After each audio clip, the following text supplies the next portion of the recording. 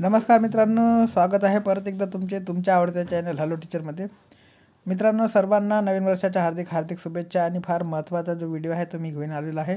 याच्या अगोदर आपण टेलिग्राम चॅनलला हे परिपत्रक टाकलेलं होतं, तुम्ही वाचलं असेल किंवा नसेल तर. मित्रांनो, उद्याची फार महत्त्वाची तारीख या परिपत्रकाच्या संदर्भात आहे आणि नगर परिषद संचालनाचं हे परिपत्रक आहे. ठीक आहे, उद्या जे आहे DV आहे मुलांचे आणि DV करता तुम्हाला उपस्थित राहायचं आहे. ठीक आहे, ज्या मुलांनी व्हिडिओ बघितला नसेल, व्हिडिओ बनवलेला नव्हता, ज्या मुलांनी परिपत्रक वाचलेलं नसेल त्यांच्याकरता फार महत्त्वाचं आहे. आणि याच्यामध्ये बघू शकता उमेदवारांना सूचना लिहिलेल्या आहे आणि जे आहे निवड सूचीत समाविष्ट उमेदवारांकरता कागदपत्र पडताळणीबाबतचं 26 डिसेंबर 2024 हे परिपत्रक आहे. ठीक आहे, याच्यामध्ये तुम्ही बघू शकता जे परीक्षा घेण्यात आलेली होती ती परीक्षा केव्हा घेण्यात आलेली होती, जाहिरात केव्हाची, सगळे जे आहे ते जाहिराती सगळ्यात तुम्हाला याच्यामध्ये अपडेट बघायला मिळणार आहे. आणि याच्यामध्ये पुरा पॅरेग्राफनं वाचता आपण जे आहे ते महत्त्वाच्या मुद्द्याला हात घालूया. ठीक आहे, तर दिनांक 26 सप्टेंबर 2024 व दिनांक 15 ऑक्टोबर 2024 रोजीच्या सूचनानुसार महाराष्ट्र नगर परिषद राज्यसेवा गट क परीक्षा 2023मधील भाग 1 प्रारूप निवड सूचीत नमूद असलेल्या उमेदवारांची जे आहे ते कागदपत्र पडताळणीची यादी जाहीर करण्यात आलेली आहे आणि त्याचं परिपत्रक तुम्हाला इथे दिसत आहे. ठीक आहे, तर हे जे काही माहिती आहे तुम्हाला वाचायची असेल तर तुम्ही वाचू शकता. अगोदरसुद्धा हे परिपत्रक आपण टाकलेलं होतं.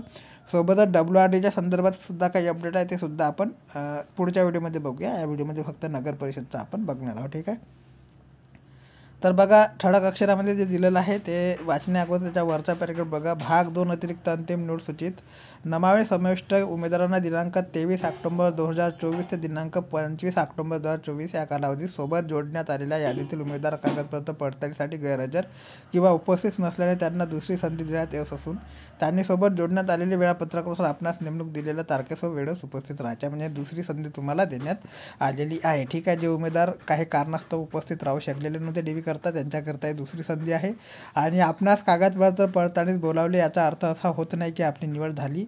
ठीक आहे, तर असं सुद्धा त्यांनी ठळक अक्षरात दिलेलं आहे. त्यानुसार महाराष्ट्र नगर परिषद राज्यसेवा गट क परीक्षा 2023मध्ये खालील नमूद संवर्गातील भाग 1 अंतिम निवड सूचीत तसेच भाग 2 अतिरिक्त अंतिम निवड सूची प्रत्यक्ष यादी ज्याला आपण म्हणतो नामावली समाविष्ट झालेल्या उमेदवारांनी ऑनलाईन अर्जात अपलोड केलेले दस्तावेज जसे शैक्षणिक अर्हता, तुम्ही ऑनलाईन फॉर्म भरताना जे डॉक्युमेंट्स अपलोड केलेले असेल त्याच्यामध्ये शैक्षणिक अर्हतेचे जे तुमचे डॉक्युमेंट्स असतील ते, अनुभव म्हणजे एक्सपिरियन्स सर्टिफिकेट, जात प्रमाणपत्र, वयाबाबतचा पुरावा, अधिवास प्रमाणपत्र म्हणजे डोमिसाईल सर्टिफिकेट व इतर सर्व दस्तावेज यांची मूळ कागदपत्रे व त्यांची प्रत्येकी एक स्वसाक्षांकित प्रतिसह तसेच कागदपत्र पडताळणीकरता उपस्थित राहायचं आहे. ठीक आहे, तर बघा मित्रांनो, ओरिजिनल डॉक्युमेंट्स तुम्हाला लागणारच आहे. सोबत जे आहे तुम्हाला एक पॉईंटसुद्धा तुमच्या सेल्फ अटेस्टेड कॉपीचा लागणार आहे. ठीक आहे, डॉक्युमेंटचे नाव दिलेले आहे ते नावानुसार तुम्हाला ते डॉक्युमेंट्स घेऊन जायचे आहे जे तुम्ही ऑनलाईन फॉर्म भरताना वापरलेले असेल. ठीक आहे, तर सोबतच मित्रांनो आधार कार्ड किंवा पॅन कार्ड किंवा तुमचं ड्रायव्हिंग लायसन्स असेल ते सुद्धा तुम्ही घेऊन जा. ठीक आहे,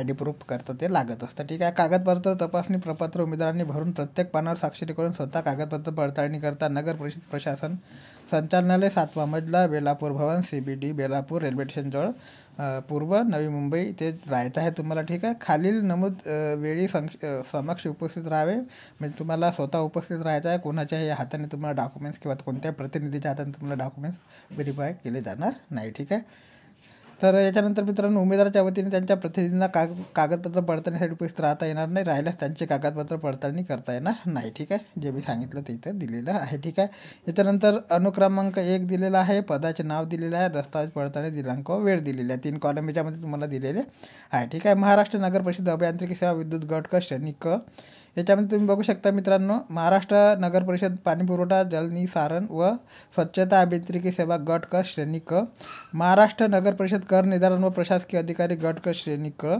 महाराष्ट्र नगर परिषद अभियांत्रिकी सेवा स्थापत्य गट क श्रेणी ब आणि क, महाराष्ट्र नगर परिषद स्वच्छता निरीक्षक सेवा श्रेणी ब. दस्तावेज पडताळणी जे आहे सर्व 5 पोस्टची जे दिनांक आहे ते 2/1/2025 आहे ते 3/1/2025 आहे. ठीक आहे, म्हणजे उद्या आणि परवा हे डॉक्युमेंट व्हेरिफिकेशन तुमचं चालणार आहे. ठीक आहे, तर त्यामध्ये बघू शकता तारीख निहाय उमेदवार निहाय वेळापत्रक सोबत जोडण्यात आलेले आहे. त्यानुसार उमेदवारांनी आपणास नेमून दिलेल्या तारखेस वेळेवर उपस्थित राहायचे आहे. ठीक आहे. आता 2 आणि 3 तारीख त्यांना दिलेली आहे, परंतु कोणत्या उमेदवारांना कोणत्या तारखेला उपस्थित राहायचं आहे त्याचासुद्धा डाटा त्यांनी उपलब्ध करून दिलेला आहे. ते खाली दिलेला तुम्हाला बघायचं आहे. ठीक आहे. दस्तावेज पडताळणीच्या वेळी उमेदवारांनी स्वतःच्या ओळखीच्या पुराव्यासाठी अर्जासोबत जोडलेला ओळखीचा पुरावा, स्वतःचे आधार कार्ड व त्याची स्वसाक्षांकित प्रत सोबत आणणे अनिवार्य आहे. ठीक आहे.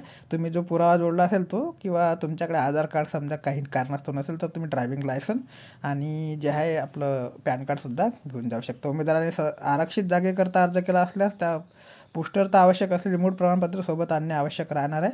तसंच अर्जासोबत सादर केलेली माहिती व अर्जासोबत सादर केलेली कागदपत्राच्या अनुषंगाने उमेदवाराने सोबत आणायची मूळ कागदपत्रे खालीलप्रमाणे राहणार आहे. ठीक आहे. तर तुम्ही ॲप्लिकेशन फॉर्म भरताना कोणती माहिती दिली ती सगळी माहिती तुम्हाला जी दिली असेल त्याचे व्हॅलिड डॉक्युमेंट्स तुम्हाला सोबत न्यायचे आहे.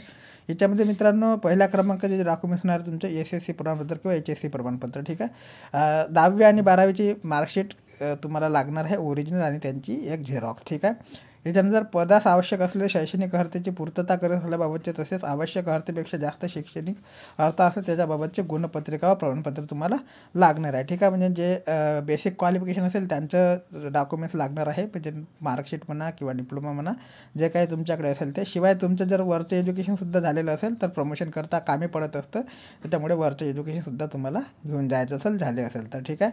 वयाच्या पुराव्यावर सक्षम प्राधिकरणाने निगमित केला जन्माचा दाखला किंवा शाळा सोडल्याचा दाखला. तर वयाच्या पुराव्याकरता मित्रांनो डेट आपला बर्थ सर्टिफिकेट लागेल किंवा TC लागेल तुम्हाला. ठीक आहे. उमेदवार मागास प्रवर्गाचे असल्यास संबंधित जात प्रमाणपत्र लागणार आहे. तुम्ही जर कास्टचा फायदा घेऊ इच्छिता किंवा कास्टमध्ये तुम्ही फॉर्म भरलेला असेल तर तुम्हाला कास्ट सर्टिफिकेट लागणार आहे. अनुसूचित जमाती प्रवर्गातून निवड झालेल्या उमेदवारांचे जात वैधता प्रमाणपत्र लागणार आहे. ठीक आहे. म्हणजे ज्यांची अनुसूचित जमाती असेल त्यांच्याकरता कास्ट व्हॅलिडिटी जे म्हणतो ते लागणार आहे. वैध नॉन क्रिमिनल प्रमाणपत्र ज्यांना आवश्यक आहे त्यांना लागणार आहे. दिव्यांग व्यक्ती प्रमाणपत्र जे दिव्यांग असतील त्यांच्याकरता आहे, ज्यांना दिव्यांगाचा फायदा घ्यायचा आहे त्यांच्याकरता. ठीक आहे. माजी सैनिक असल्याचे प्रमाणपत्र, युद्धात सैन्य दलातील सेवेत मृत्यू पावलेला किंवा अपंग झाल्याबाबतचे प्रमाणपत्र जे एक सर्व्हिसमॅन असेल त्यांच्याकरता आहे. क्रीडा प्रमाणपत्र, क्रीडा पडताळणी प्रमाणपत्र, जे स्पोर्ट पर्सन असतील त्यांच्याकरता अनाथ प्रमाणपत्र, अंशकालीन पदवीधर किंवा पदविकाधारक प्रमाणपत्र, भूकंपग्रस्त प्रमाणपत्र, प्रकल्पग्रस्त प्रमाणपत्र, उमेदवारांच्या नावात बदल असल्यास विवाह नोंदणी दाखला अथवा राजपत्र इत्यादी. महाराष्ट्र राज्याचा आदिवासी असल्याबाबतच्या महाराष्ट्रातील जन्म दाखला किंवा डोमिसाईल प्रमाणपत्र हे लागणार आहे. ठीक आहे. म्हणजे संबंधित उमेदवारांना लागणार आहे. आणि जे डोमिसाईल वगैरे आहे मित्रांनो ते कंपल्सरी आहे. म्हणजे याच्यामध्ये जे कंपल्सरी डॉक्युमेंट्स आहे ते म्हणजे SSC म्हणजे 10वी आणि 12वीचे डॉक्युमेंट्स, मिनिमम क्वालिफिकेशन जे असेल बेसिक क्वालिफिकेशन त्याचे डॉक्युमेंट्स, वयाबाबतचा पुरावा हे. याच्यानंतर मित्रांनो जे आहे ते म्हणजे डोमिसाईल हे काही कंपल्सरी डॉक्युमेंट्स आहेत. याच्यानंतर उपरोक्त विमादार विहित शैक्षणिक अर्हता व इतर अर्हता धारण करीत नसल्याने आढळून आल्यास किंवा दस्तावेज पडताळणी करता अपूर्ण कागदपत्र सादर केल्यास उमेदवारास निवडीसाठी अपात्र करण्यात येईल आणि निवड सूचीतून नाव वगळण्यात येईल. याबाबतची उमेदवारांनी कोणती तक्रार केली तर ती तक्रार विचारात घेतली जाणार नाही. ठीक आहे. क्लिअरली दिलेलं आहे. नंतर उपरोक्त नमूद दिवशी दस्तावेज पडताळणी करता उपस्थित राहण्यास उमेदवारास नियुक्तीची आवश्यकता नाही असे गृहीत धरून भाग 1 अंतिम निवडसूचीत व भाग 2 अतिरिक्त अंतिम निवडसूचीतून किंवा ज्याला आपण प्रतीक्षा यादी म्हणतो नाव वगळण्यात येईल व त्यानंतर कसल्याही प्रकारचा पत्रव्यवहार तुमच्याबरोबर केला जाणार नाही. ठीक आहे. किंवा तुम्ही पत्रव्यवहार केला तर त्याची दखलसुद्धा घेतली जाणार नाही. क्लिअरली दिलेला आहे.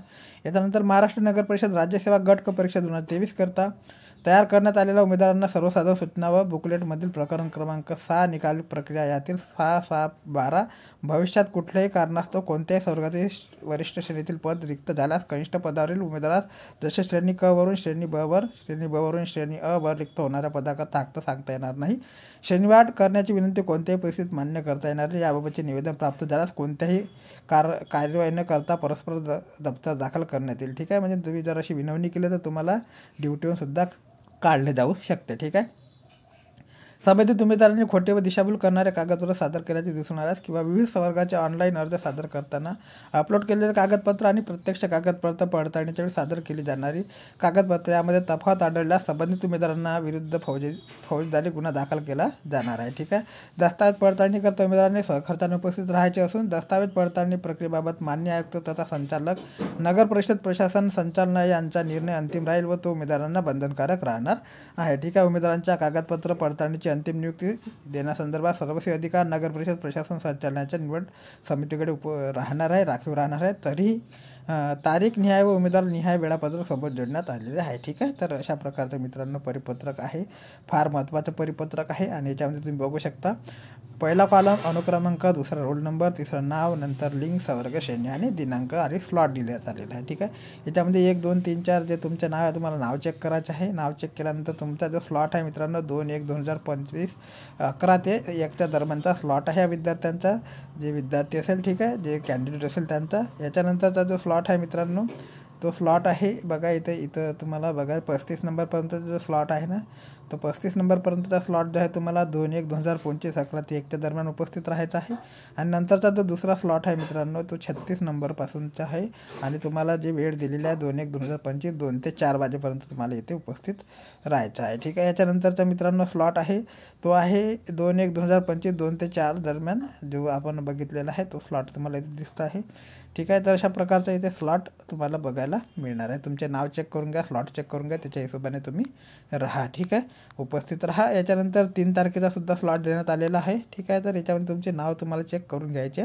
2 टायमिंग त्यांनी दिलेले आहे. ठीक आहे, अशी अपडेट माहिती आहे मित्रांनो. आणखी काही अपडेट माहिती आली तर चॅनलच्या माध्यमातून तुमच्यापर्यंत पोहोचण्याचे कार्य केले जाईल. शिवाय जे आहे ते फाईल आपण याच्या अगोदरसुद्धा टेलिग्रामला टाकलेली होती. हा आपला ऑफिशियल टेलिग्राम चॅनल आहे, हॅलो टीचर YT नावाचा, बघू शकता. या ऑफिशियल चॅनलवरती सगळे आपण डॉक्युमेंट जे आहेत हे अपडेट एक्झामचे टाकत असतो. ठीक आहे, तरी चॅनल नवीन असाल तर लाईक आणि सबस्क्राईब करायला विसरू नका. जय हिंद, जय महाराष्ट्र, जय शिवराय.